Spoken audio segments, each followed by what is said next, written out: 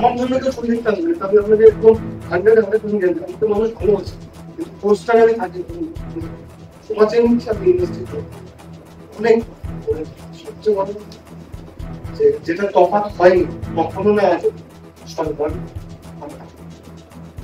কখনো পেতাম না, আজ সেদিন প্রথমবার আগে কখনো জুনিয়র আর্টিস্ট হিসেবে ট্রিট করা হতো আমাদেরকে, যখন শেষ ছবি করি জুনিয়র আর্টিস্টের মধ্যে ট্রিট করি।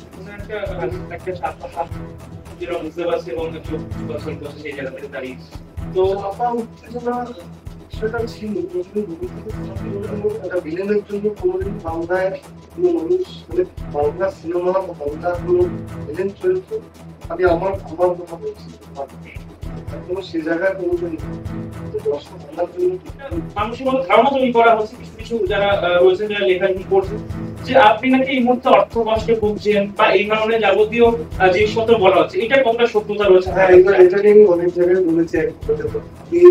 আমার চেহারা দেখছি মনে হচ্ছে আমাকে ট্রেন করে যাচ্ছে, আমি অর্থ কষ্ট বুঝতে আমার সেগুলো ছেঁড়া পাঠা থাকি।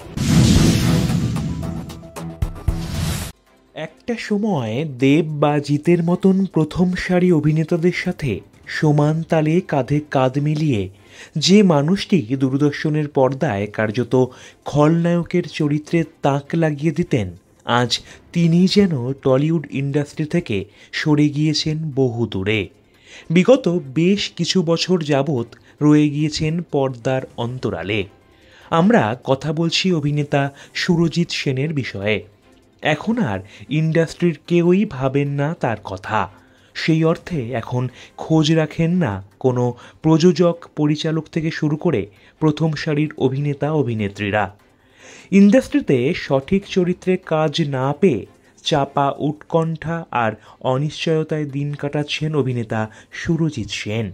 কিন্তু হাতে কাজ না থাকলেও কখনোই কারোর প্রতি কোনো অভিযোগ করেননি তিনি, উপরন্তু হাসি মুখে মেনে নিয়েছেন সবটাই। একটা সময় দূরদর্শনের পর্দা খুললেই তার অভিনয় গুণে মুগ্ধ হতেন দর্শকরা। জোর, ফান্দে পড়িয়া বগা কান্দেরে, গোলমাল, বাজিমাত, আমার প্রতিজ্ঞা, পাত্র চাই, চ্যালেঞ্জ 2, এমনকি রংবাজের মতো আরও একাধিক সুপার ডুপার হিট ছবিতে অত্যন্ত দক্ষতার সাথে কাজ করেছেন তিনি। কিন্তু আজ পরিস্থিতির চাপে তিনি হয়ে গিয়েছেন কোণঠাসা। যদিও অবসর সময়ে ছবি আঁকতে গান গাইতে ভালোবাসেন সুরজিৎ বাবু। সম্প্রতি তিনি নিজেই দেখাশোনা করছেন তার একটি গ্রসারির দোকান। যদিও এর আগেও একাধিক অভিনেতা অভিনেত্রীরা ইন্ডাস্ট্রিতে কাজ না পাওয়া প্রসঙ্গে সোশ্যাল মিডিয়ায় মুখ খুলতে বাধ্য হয়েছিলেন। এখন প্রশ্ন হলো, এভাবেই কি প্রকৃত শিল্পীরা হারিয়ে যাবেন ইন্ডাস্ট্রি থেকে? তারা কি আদেও পাবেন তাদের ন্যায় বিচার? পাবেন কি প্রকৃত শিল্পীর সম্মান? উত্তর দেবে সময়। এই প্রসঙ্গে স্মার্ট বার্তার মুখোমুখি হয়ে এক্সক্লুসিভ সাক্ষাৎকারে অত্যন্ত আবেগপ্রবণ হয়ে ঠিক কী জানালেন অভিনেতা, শুনে নিন বিস্তারিত এই প্রতিবেদনে। কেমন আছেন? আমি ভালো আছি।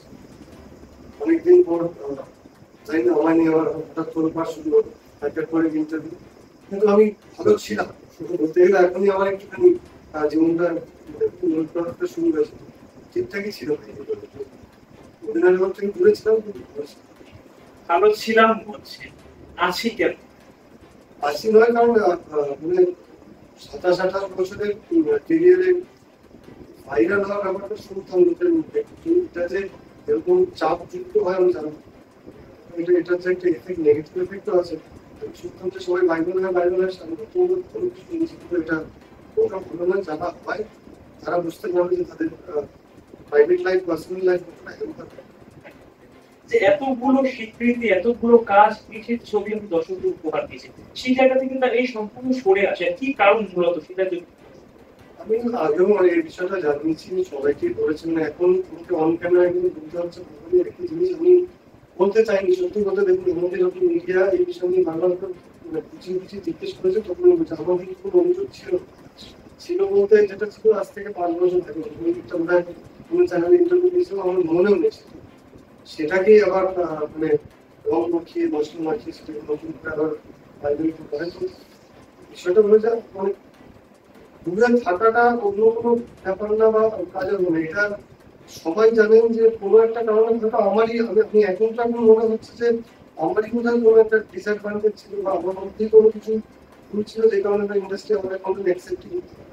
হয়তো যে সময়টা আমি কাজ করেছি সেটা ইন্ডাস্ট্রি হয়তো ভুল ছিল যে আমাকে এই কাজটা করতে হবে। আমি সে তার যোগ্য ছিল না সেটা আমি শুনে এসেছি আমার জন্য কোনো কি নিজেকে দোষী করছি তো? এবং দিনের শেষে তাই তো করতে হবে নিশ্চয়ই। যেমন আমি বলছি বর্তমান ইন্ডাস্ট্রি আমি যথেষ্ট কাজ করেছি না ওখানে তো আমার সেরকম কিছু মনে হয়নি যেটা এখানে 28 বছরে আমি পাইনি কিন্তু আমি 3 বছরে তার অনেক বেশি পেয়েছি। হয়তো তারা আমাকে মনে করেছেন আমি যোগ্য এখানে হয়তো আমি যোগ্য নই বাংলা আমি বাংলার যোগ্য নই সেখান থেকে বাংলা অবহেলা করেছি তার শরীর পরিস্থিতি মনে একটা চাপা হাত যেটা বুঝতে পারছি এবং চোখ বছর বছর সেই জায়গা থেকে দাঁড়িয়ে তো আপা উত্তেজনা সেটা ছিল যখন ঘুম থেকে ইনফ্যাক্ট সত্যি বলতে 2015 অব্দি আমার ছিল যখন বম্বে যাই তার আগ অব্দি আমার একটা এই বাংলা ইন্ডাস্ট্রির প্রতি একটা ছিল টান 2015-তে আমার অনেক ঘটনা ঘটে তারপর থেকে আমি নিজে থেকে ঠিক করি যে আমি এখানে কাজ করতে এই ইন্ডাস্ট্রি আমার জন্য তখন আমি ইমিডিয়েটলি কোনো যোগাযোগ ছাড়া কোনো কিছু ছাড়া একবার মাল মতো নিয়ে শুধু ট্রেন ধরে করছি অন্য কোনো পরিস্থিতি ছিল না। কিন্তু ওখানে গিয়ে আপনি কাজ করছেন আমি এমন যে গ্রুপের লিড মেম্বার এখন ওনার সেটা গ্রুপের এখন আমি মেম্বার ওনার দ্রৌপদী বলে একটা নাটক হয় যেখানে আমি দৃশ্যগুলো মানে উনি দ্রৌপদী হন ওনার ভাই পাঠ করি সেটা এখন আছে। আমি এর থেকে বড় পাওয়া কলকাতার নতুন জায়গা থেকে গিয়ে বম্বে থেকে ওরা যে গ্রুপে একটা লিড অ্যাক্টর হয়েছে আমার জন্য একটা হিন্দি সিরিয়াল আমি লিড ভিলেন করতাম সিআইডি দুটো এপিসোড করেছিলাম ব্যাংক কিনতে কাজ করেছিলাম তারপরেও এত কাজ এত স্বীকৃতি এবং সর্বোপরি দেশ জিত আপনারা সমসাময়িক একটা সময় মানুষ আপনার জন্য অনেকে টিভির জন্য বসে থাকেন টিভি খুলে সেই জায়গা থেকে মানে কি এখন পুরো মানে আপনি এখন সম্পূর্ণ আড়ালে থেকে নিলেন কি আমি যেটুকু আমার জন্য একটা ভিলেনের জন্য কোনোদিন বাংলায় কোনো মানুষ মানে বাংলা সিনেমা বা বাংলা কোনো ভিলেন চরিত্র আমি আমার কথা বলছি এখনো সে জায়গায় পৌঁছানি তো দর্শক আমার জন্য কিছু বসে কিন্তু মানসিক অনেক ভালোবাসা দিয়েছে। হ্যাঁ আমি সেটা দিয়ে আসছি মানুষ আমার ভালোবেসেছে আমার কাজের জন্য যে কাজটা আমি যাদের জন্য ওরা টিভি খুলে বসে থাকতো তাদের পাশে যখন আমি পাঠটা করেছি তার বিনিময়ে যে ভালোবাসাটা পেয়েছি সেটা আমার জন্য অনেক বেশি যে একজন নেগেটিভ চরিত্র করে যারা একটা ভিলেনের চরিত্র করে এত মানুষের ভালোবাসা সেটা শুধুমাত্র বাংলায় না উপায় বাংলাতে এবং আমি অবাক প্রথম ভিডিওটা ভাইরাল হওয়ার পরে সেখানে 95% মানুষ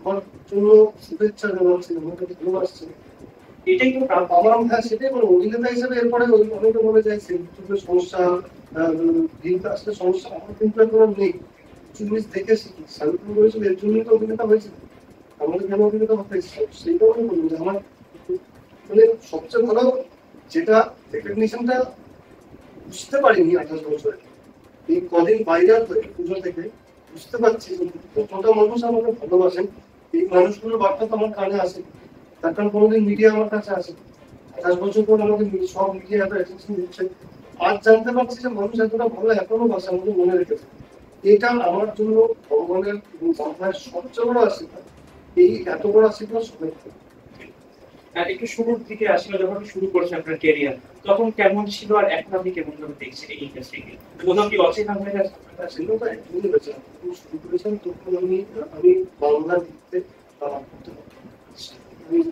বিভিন্ন জায়গায় বলেও বাইরের মানুষ এখন করতে পারি লিখতে এখন ঠিকঠাক করে লিখতে পারি প্রথম যখন যেতে শুরু করি এখান থেকে আমি ফার্স্টে একটা মডেলিং কোর্স করেছি সেটা হচ্ছে সূর্য চট্টোপাধ্যায়ের ভাই শিখেছি কিন্তু ওটা আমি কোনোদিন মডেলিং ছিল তখন একটা জেনারেশন ছিল মডেলিং করলে হিরো হওয়া একটা ব্যাপার ধারণ তখন হতো অর্জুন রামপাল চন্দ্র রাহুল দেব এদিন সোমন বাপ রবিনসন এরা প্রত্যেকে কিন্তু মডেলিং থেকে তো আমি কোনোদিনও একটা সিঙ্গেল শো করিনি আমি জাস্ট আমার পোর্টফোলিওটা দরকার ছিল ওই আমি চেষ্টা করি তখন যেতাম পুরো অডিশন যখন ফার্স্ট আমার অডিশন সেকেন্ড দেওয়া প্রথম হচ্ছে সেখানে শুরু ছিল ওই সিরিয়ালটা টেলিকাস্ট হয়নি পাইলট শো তখন পাইলট শো 8টা বাজার সব তৈরি হয়েছে। আমি সাউথে কোনো একটা বাংলা মানে এখনো মনে আছে, সেদিন বন্ধ ছিল বলে আমি শুটে যাচ্ছি, আমাকে স্ক্রিপ্ট দিয়েছিল প্রায় 25-30 পাতা, আমি বাংলা পড়তে পারি।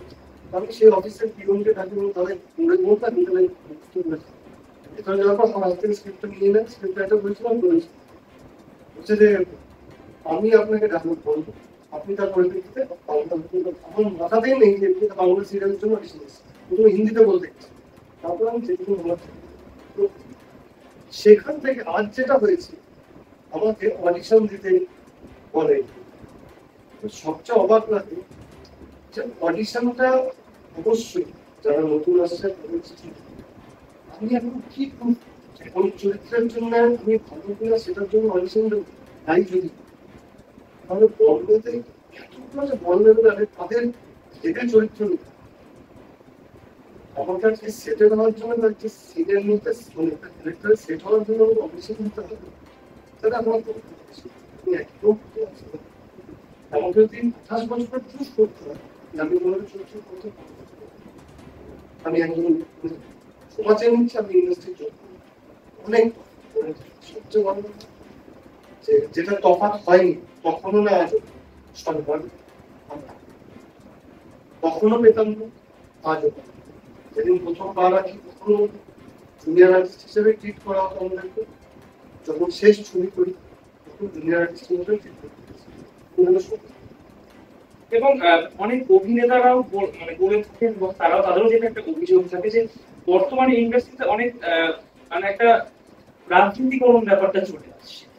তো সেক্ষেত্রে আপনার কি দেখুন, এটা আমি এবার ব্যাপারটা হচ্ছে আমি অভিনেতা ছিলাম বলেই আমি বললেই যে সেটা সত্যি হবে বা আমি না বললে সেটা মিথ্যা হবে সেটা সারা বিশ্ব জানি যে কোথায় কি হচ্ছে বলছে, আমরা প্রত্যেকের খবর দেখি।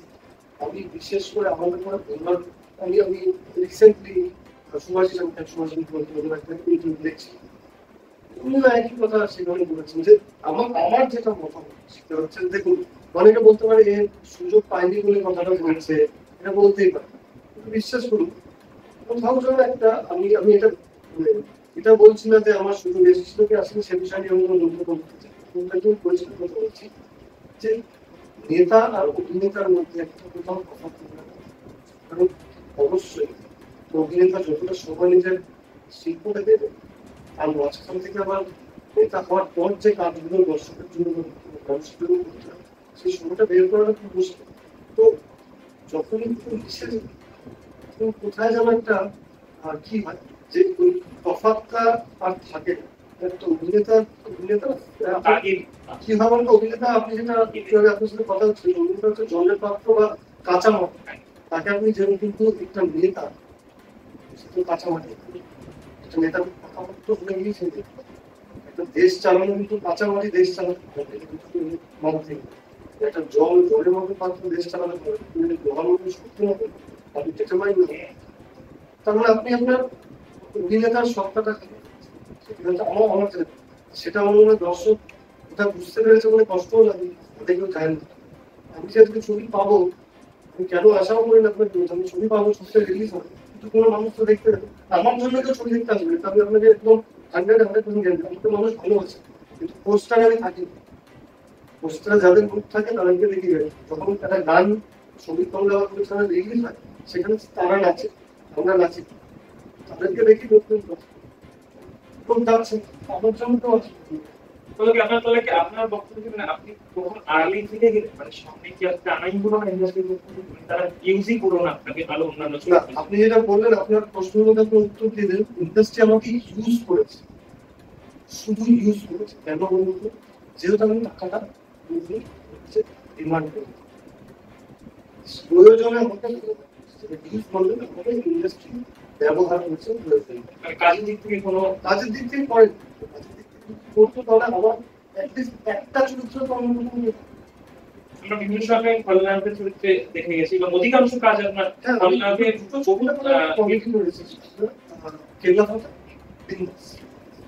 সবাই যদি আপনি দেখেন একই ধরুন প্রত্যেক চরিত্র হয় পরিবেশ সেটা আমার বিয়ে ঠিক হয় সংস্কৃতি বিয়ে ঠিক বলে আমি কথা বলেছি, ওই একটা অ্যান্টি হিরো চরিত্র টিপিক্যাল ভিলেন দিত না সেটা হয়তো আমার বয়স দেখে বা আমার লুকস দেখে ওই এক অ্যান্টি হিরো চরিত্র, সেই হাত টানাটানি করবো, হিরোর সঙ্গে দুটো ডায়লগ বাজি হবে, লাস্টে খুব পিটাবে, মতলব শেষ হয়ে যাবে ছবি।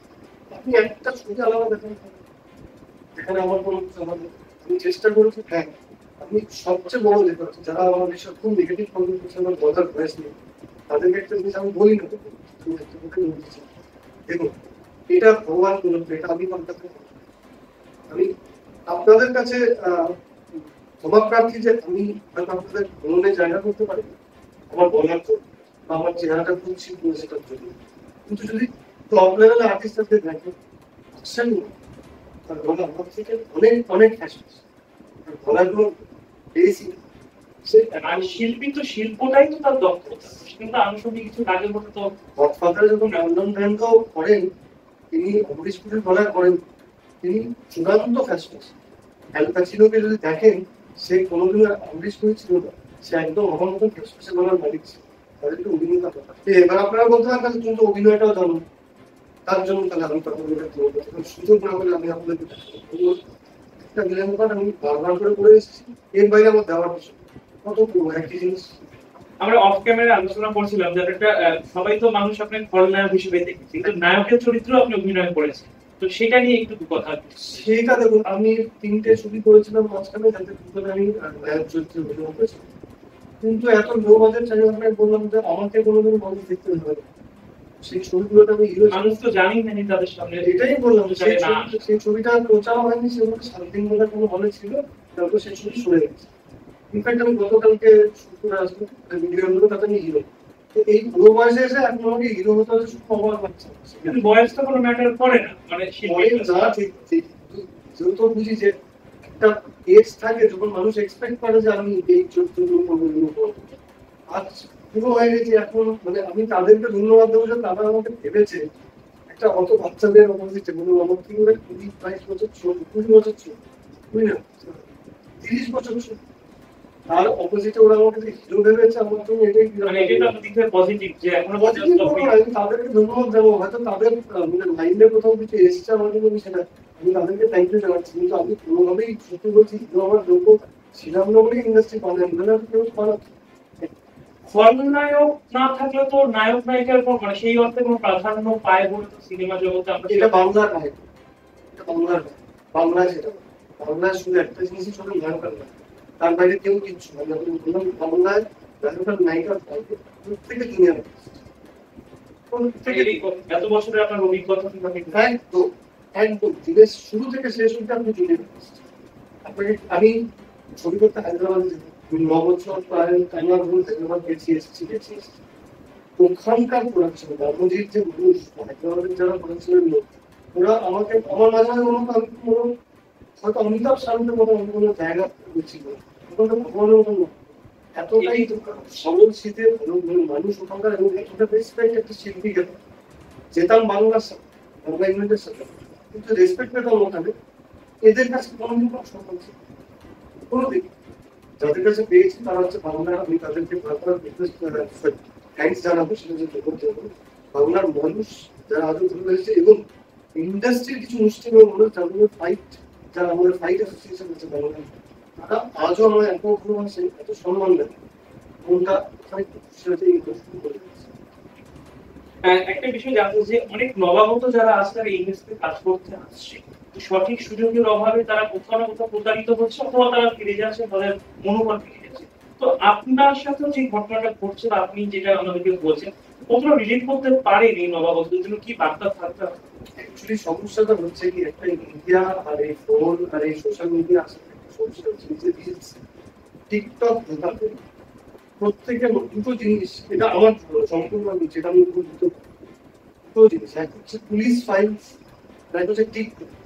এই দুটো আসার পরে ঘরে ঘরে অভিনেতা এবং অভিনেত্রী তৈরি হচ্ছে, কম পয়সা অভিনেতা অভিনেত্রী নেওয়া হয়েছে এই কাজগুলোর মধ্যে। তারা একটা কাজ করেই বিশ্বাস করে বুঝছে এবার সংখ্যা বাড়তে শুরু করেছে, রিলস তখন শুরু হয়ে গেল ইনস্টাগ্রামে, একই জিনিস ঘটে। তারপরে যেটা ঘটে সেটা হচ্ছে আপনার এই সোশ্যাল মিডিয়া মানে ইনস্টাগ্রাম ফলোয়ার্স, আমি ওটাই বলতে চাচ্ছিলাম যে ফলোয়ার্স থেকে কি কোথাও বিচার ফলোয়ার্স থেকে এখন বিচার করা হচ্ছে, যার জন্য যারা নবাগত বা নবাগতা যারা আছে অ্যাক্টিং নিয়ে তারা কতটা ভেবেছেন বা না ভাবছেন সেটা আমি জানি না। কিন্তু তারা এটা নিয়ে নিশ্চয়ই ভাবেন যে আমি ইনস্টাগ্রামে বা ফেসবুকে বা ইউটিউবে কতটা ঠিক আছে, এবং তারা যথেষ্ট প্রাধান্য পাচ্ছেন ইন্ডাস্ট্রিতে। যদি তাদের এটা শুধুমাত্র কলকাতা নয়, বাইরেও চলছে, মুম্বাইতে চলছে। তো এটাই এখন ক্রাইটেরিয়া হয়ে দাঁড়িয়েছে যে আপনি অভিনেতা না হলেও চলবে, আপনার পেছনে 2 মিলিয়ন 3 মিলিয়ন 8 মিলিয়ন সদস্যরা আপনি ভালো করছেন, আপনি ভালো করছেন। এবং সেই জায়গা থেকে দাঁড়িয়ে একটা সম্প্রতি সোশ্যাল মিডিয়ায় একটা আপনাকে নিয়ে ভীষণ লেখালেখি চলছে, এবং অন্য জায়গা থেকে একটা বলা হচ্ছে বা একটা মানুষের মধ্যে ধারণা তৈরি করা হচ্ছে কিছু কিছু যারা রয়েছেন যারা লেখালেখি করছে, যে আপনি নাকি এই মুহূর্তে অর্থ কষ্টে ভুগছেন বা এই ধরনের যাবতীয় জিনিসপত্র বলা হচ্ছে। এটা কতটা সত্যতা রয়েছে? হ্যাঁ, এটা নিয়ে আমি অনেক জায়গায় বলেছি। আপনি আমার চেহারা দেখছেন, মানে বলে আমাকে ট্রেন করে যাচ্ছে, আমি অর্থ কষ্ট বুঝলে আমার সেগুলো সব ছেঁড়া ফাটা থাকে। তো প্রথমত আমি বলি, আপনি কোনোদিনও অর্থ কষ্ট, আমার বাবার যতটা সামর্থ্য দ্বিগুণ উনি আমাকে ছোট থেকে দিয়েছে। আমি যে কদিন কাজ করেছি, যেটুকু অর্জন করেছি, কম অর্জন করেছি, তা দিয়েও আমি আমার লাইফের কিছু স্বপ্ন পূরণ করতে পেরেছি। কোনোটাই বড় স্বপ্ন পূরণ হয়নি, সম্পূর্ণটাই ধরে নিন সবকিছু সেকেন্ড হ্যান্ড স্বপ্ন পূরণ হয়েছে, কিন্তু আমি মানে বিন্দু বিন্দুতেই শিল্প। তো কিন্তু খাওয়া পড়া আমার যেটা আমার মনে হচ্ছে আমি ভিক্ষে করছি তাদের জন্য, কেউ বলতে পারবে না যে আমি 5 বছরে কাউকে ফোন করে ভিক্ষে করেছি যে আমার দাদা কাজ দিন। আমি ফোন দ্বিতীয়ত অর্থ কষ্টে ভুগছি বলে আমি দোকান দিয়েছি, একদম আমি দোকানটা দিয়েছি যদি কোনোদিনও ভবিষ্যতে দাঁড়াতে পারি দোকান দিয়ে, তাহলে আগামী দিনে আমার সংসারটা সেটা আমি চালাবো। এই মুহূর্তে আমি কোনো অর্থ কষ্ট একদম আগেও ছিল, ভবিষ্যতে কি লেখা আছে সেটা আমি কিন্তু এখন ভাগ্যবারে কত নিয়ে আসছে আমি জানি না। আমি কোনোদিনও না খেয়ে বইনি, আমি কোনোদিনও, আমি সবসময় আমার বাবা আমার আমি যে আমার বাবা দিয়েছেন গাড়ি বাড়ি সবসময় পেয়েছি, আমার কোনো সমস্যা। হ্যাঁ, বলতে পারেন যে আমি সেলফ মেড নই, কাজের জায়গা থেকে বলছি না, পয়সার দিক থেকে। সেখানে আমি আমার বাবা মার সাপোর্টে চলছি, প্রত্যেকে সবাই যে সাকসেস হবে লাইফে এটা স্বাভাবিক জিনিস। আমার তাদের মানে আমি সন্তান যখন, তারা আমাকে সাপোর্টটা করছেন এখনো পর্যন্ত, সেখানে আমি লড়তে পারছি। তাহলে অনেক আগে যখন প্রাইভেট জবে ঢুকতো, একটু যেটুকু দর্শকের ছবিগুলো উপহার দিতে পেরেছি সেটা আমার বাবা মার জন্যই কাজ করছে। পরিবারের দিক থেকে পুরো সাপোর্ট সম্ভব। এখন এখনো এই জায়গাটা তাই একটু অন্য বিষয় আছে। আপনি ছোটবেলা থেকে তো অভিনয়ের একটা আকাঙ্ক্ষা ছিল বা খিদে ছিল, যেটা প্রত্যেক শিল্পীর থাকে। তো সেই জায়গা থেকে দাঁড়িয়ে অভিনয়ের পাশাপাশি আর কি করতে ভালো লাগতো অবসর সময়? দেখুন, আমি শিখি মোটামুটি ঠিকঠাক। আমি গান করতে এখনো ভালোবাসি, এখনো গান গাই। একটা অ্যাপ আছে, সেই অ্যাপে আমি ইদানিং হচ্ছে আমার বাবা জানি সেটা কিন্তু আমি গান গাইতে শিখি, কোনোটাই শিখিনি। আমি নিজের প্রচেষ্টা থেকেই সমস্ত। হ্যাঁ, বলতে পারি আমি আপনাকে ভালোবাসি, আমি বাইক নিয়ে ঘুরে আসতে ভালোবাসি। আর জামা কাপড়টা আমার একটা ভালোবাসি। বলতে পারেন আমি যা ইনকাম করেছি এখন ইন্ডাস্ট্রি থেকে, তার মধ্যে 75% আমি জামা কাপড়ে শেষ করে দিচ্ছি, জামা কাপড়ের শেষ করে দিচ্ছি। ওটা জুতো জামা কাপড় এগুলো কেনাটা আমাকে আলাদা করে একটা আলাদা কিনতে হচ্ছে। আমি কেন চাই থাকি মার বকা খাওয়া প্রচন্ড পরিমাণ, প্রচন্ড। এখন আমি কিছু একটা ভালো লাগলো নিয়ে চলে আসবো, সঙ্গীত করতে এত আছে কি করতে করার আমি খিদে, মানে আমার নেশা কোনো কিছু, আমি কোনো কিছু নেশা খাই, আমি চাকরি খাই। আর পর্দাতে যেরকম দেখতে মানুষ দেখে, তো সেখান থেকে সম্পূর্ণ বিপরীত। সেটা তো অভিনয়, সেটাই বলছি, যা আমরা নই সেটাই কিন্তু অভিনয়। তো কিন্তু এই একটা নেশা আমাকে একটু শেষ করে এগুলো আমি সানগ্লাস বেল্ট এগুলো প্রচন্ড পরিমাণে। হ্যাঁ, আয়ত্তের মধ্যে কিন্তু আমার যেটুকু আয়ত্ত আমি কিন্তু মানে বড় বড় ব্র্যান্ড মানে ব্র্যান্ডগুলো সেগুলো একদম যতটা পারি আমি কোয়ান্টিটিতে বিলিভ করি। তো এবার এই জায়গাটা দাঁড়িয়ে পুজো গেল, দুর্গা পুজো, কালী পুজো, পুজোতে কি করা? পুজোতে আমি কোথাও বেরোতে পারিনি, কিন্তু পুজোর দুদিন আগে আমার বড় অ্যাক্সিডেন্ট, আমি কোথাও বেরোতে পারিনি। আমি পুরোপুরি দোকান নিয়েই ব্যস্ত ছিলাম, দোকানটা সামলাতে হয়েছে। যতটুকু পেরেছি আমি একবার করেছি, বন্ধু আমার বন্ধুদের সাপোর্টটাও সেটা বাবা ছাড়া আমি থাকতাম বড় না। তো সেগুলো আমি এবার প্রথম একদম এনজয়, হ্যাঁ যেটা বলবো জামা কাপড় প্রচুর কিনেছি, জামা কাপড় পরে আমি দোকানে যেতাম, নতুন নতুন জামা কাপড় পরে তাই আর মানুষজন আসতো মানে সেলফি তোলার জন্য বা ছবি তোলার এসছে। আর ওই সেলফি আর ওই ভিডিও করার চক্করেই আমি ভাইরালটা হয়েছি। হয়তো এখন আমি, আপনারা হয়তো এই মুহূর্তে আমার কাছে থাকতেন না, এখন এই একটা ভিডিও করেই পুরো আমার লাইন গুলো।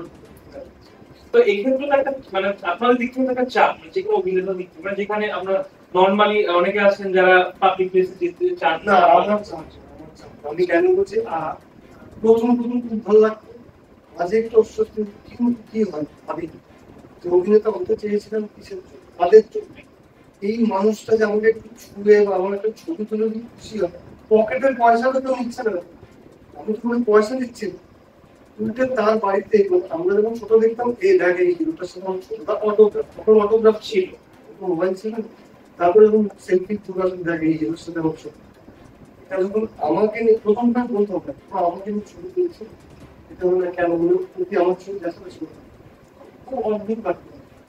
পরে খেলোয়াড়া শুরু করতে মাঝে কি হয়, কিছু কিছু সময় হয় যখন কাজ করছে, শুটিং করছে, তার মাঝখানে সে ইয়ে করে। কিন্তু পরে যখন একটা কিছু ইয়ে শোনার পরে যে শাহরুখ খান বললো আমি অভিনেতা হয়েছিলাম কেন, কার জন্য, এটার জন্য, এই রেকগনিশনটা যদি না পাই তাহলে কিছু। এখন এই সোশ্যাল মিডিয়াতে ভাইরাল হয়েছে, ভালোবাসা পাচ্ছি, আমার আর কোনো আক্ষেপ কোনো কিছু নেই ভাই, যার জন্য সে কিছু না করুন, আমার কথা কোনো সমস্যা নেই। আমি আর যদি আপনাদের একটু মনে হয় যে আমি কোনো যোগ্য আছি, আপনি তুলুন সেটা আমি সবসময়। তো মানে এইটা তো একটা মানে অদ্ভুত একটা কাণ্ড যেটা আপনি শেয়ার করেন আমাদের সাথে। তো সেই মানে সত্যিকার আমি কালকে শুটে গিয়ে তাই হয়েছে, শুটে গেছি একদম গ্রাম, সব দেখছি মানুষজন ওয়েট করেছিল, যখন শুটিং শেষ হলো আমরা কালকে 5টা লোকেশনে শুট করবো, যেখানে 3টাতে করলো, কেন একটা লোকেশনে যে কি হয়েছে ছবি তুলতে। কিন্তু এটা তো আমরা পাবো না। এই এতগুলো মানুষ সকাল থেকে ঠাটা পড়া ওয়েস্ট করেছে বিকেল 4টা অবধি। সত্যি বলতে এই প্রথম আমার জীবনে অভিজ্ঞতা, মানুষ এতক্ষণ দাঁড়িয়েছে আমি বুঝতে পারি। আমি নিচে শুটিং দেখতে এসেছি, পরে আমাকে জানানো হচ্ছে আমি খেতে গেছি, আমি কিছু বলেনি, খেয়ে দিয়ে আমি দাদা এরা সব সকাল থেকে বসে ছবি তুলবো, আমি কিন্তু ভাবতে পারছি মানে সেই ভালোবাসাটা এখনো মানুষ আমার তো সেই জায়গা নেই, আজও নেই, আগেও ছিল। তো তার জন্য এই মুহূর্তে দাঁড়িয়ে আছে আমার জন্য ভাই, তারা সেলিব্রিটি করতে পারবে, কেউ যদি আমার সাথে এত ছবি তোলার জন্য সকাল থেকে দাঁড়িয়েছে, তারা আমার জন্য ছিল না। আমার লাইফে তাদের যতটা আমার পরিবার ইম্পর্টেন্ট, তারা আমার পরিবার। তো এইটাই তো আমাদের কাজ করার একটা তাগিদ জন্ম দেয় কোথাও গিয়ে। এবং আমার আছে সত্যি বলতে এই কাজটা আমি করেছি, ওরা খুব জোর করেছিল, আমি করেছি দেখছি। আমার কাছে ভাইরাল ভাব করে প্রচুর খরচ, প্রত্যেককে না। আর কি কখনো দেখা যাবে না আপনার দর্শকে অনেকে কৌতূহল তো রয়েছে যে দেখো আমি দেখা যাওয়ার কথাটা বলছি, আমি এবার যদি খুব অস্বাভাবিক কোনো চরিত্র পাই, আমি হয়তো আবার ফিরে আসবো, বাংলা আমি পাবো না, আমি বাংলা আসবে না, সেলিং করবো আসবে না, আমি বুঝে গেছি। আমার এতটা মানে নেগেটিভ ধারণা কেন? না, এটা 28 বছরের অভিজ্ঞতা, 28 বছরের অভিজ্ঞতা, সেখানে কি ঘটে তাকে নিয়ে মাতামাতি পায় আর তাকে নিয়ে সেটা নিয়ে ঘটলেও যায়, সেটা থেকে বলতে হবে।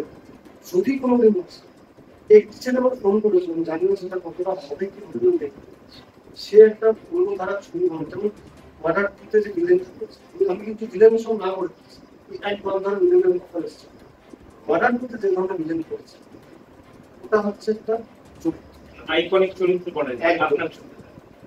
দুশ্মন সিনেমাতে এটা শুধু সামনে হয়েছে, অক্ষয় কুমার পিটি সিংহ একটা সিনেমা ছিল, সেখানে শুধু সিনেমার একটা রিয়েল ক্যারেক্টার করেছে, সংঘর্ষ, এই ধরনের চরিত্র, এগুলো হচ্ছে চরিত্র যেগুলো লোকের মাথায় চেঁচা লাভ হয়ে গেছে, প্রচুর সবাই করেছে জানা। আপনি একটা মারলে হিরো, তারপর আপনার 10টা মারবে, এটাই নিয়ম। হিরোটা কোনোদিনও হবে না, হিরো একমাত্র আমার সহঅভিনেতা একজনই ছিল, এটা শোন, ও বলতো যে আমাকে দুটো খাবি, তাহলে আমি দুটো করে দেবো। তাছাড়া আমি তো কাউকে কোনোদিন দেখিনি যে সে কাজই যে কিন্তু মনে করি সে কারণে ফোর্স হিট হয়েছিল কেন, যতটা পাওয়ারফুল জন এব্রাহিম ছিল ততটাই হিট জামাতে ছিল। আমরা সেসব ছবি আমি দেখি, এখানে সে সুযোগ দাও, এখন কাউকে পার করে ইনসিকিউরিটি সবার করতে চলছে।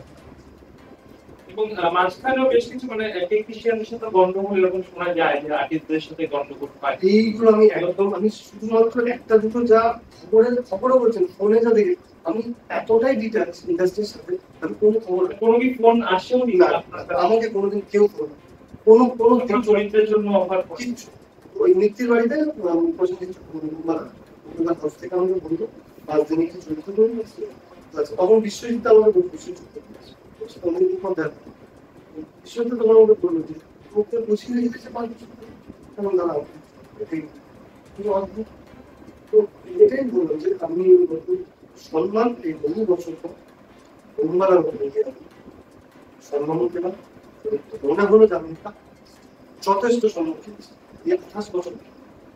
কিন্তু আমি জানি যে ওটা ওখানে তার বাড়ি পাবো, যেহেতু ওটা বোমবাদার পর, বোমবাদার জানে যে তাকে কিভাবে ট্রিটমেন্টটা করতে হয়।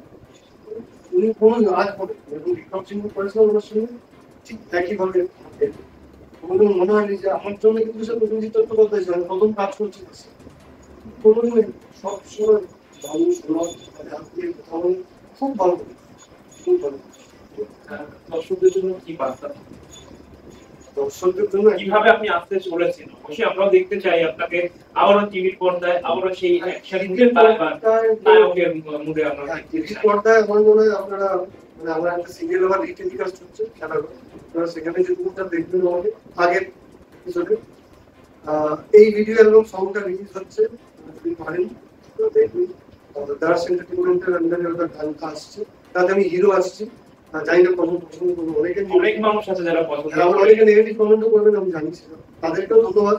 যে একটা জিনিস জানি যে ফিল্ম ইন্ডাস্ট্রিতে negative publicity positive publicity Salman খানকে অনেকেই গালি দেয়, ইরফান খানকে অনেকে গালি দিত, তারাও আজকে সুশান্তকেও কিন্তু গালি দিয়েছে, সুশান্তকে অনেকে যে বিরাশিটি গান যেগুলো অনেকে বলেছে, কিন্তু তারা ঠিক আছে। বারবারই বললাম যে আপনারা যারা নেগেটিভ পাবলিসিটি করছেন তাদেরকে অসংখ্য ধন্যবাদ, আপনারা যে গালাগালটা দিচ্ছেন সেটা আমি মাথা পেতে নিলাম অভিনেতা হিসাবে, এবং আগামী দিনে সংখ্যাটা বাড়তে হবে, এটার হোক বা লাভার হোক, সংখ্যাটা কিন্তু আমার মনে করছে সে আমার গালি দেওয়ার জন্য কিন্তু আমার কাজটা দেখবে, আমার বুঝবে, এটাই আমার জন্য, এটাই আপনার যেটা বললে দর্শকদের কাছে আমি বলবো, যারা আমার ভালোবাসার মানুষ, যারা এত ভালোবেসেছে এই বিগত 2 মাস ধরে, তাদেরকে বলবো যে অসংখ্য ধন্যবাদ আমার অভিনেতা জীবনকে সার্থক করার জন্য। আমি যেটুকু করেছি তার জন্য thank you so much for the love you.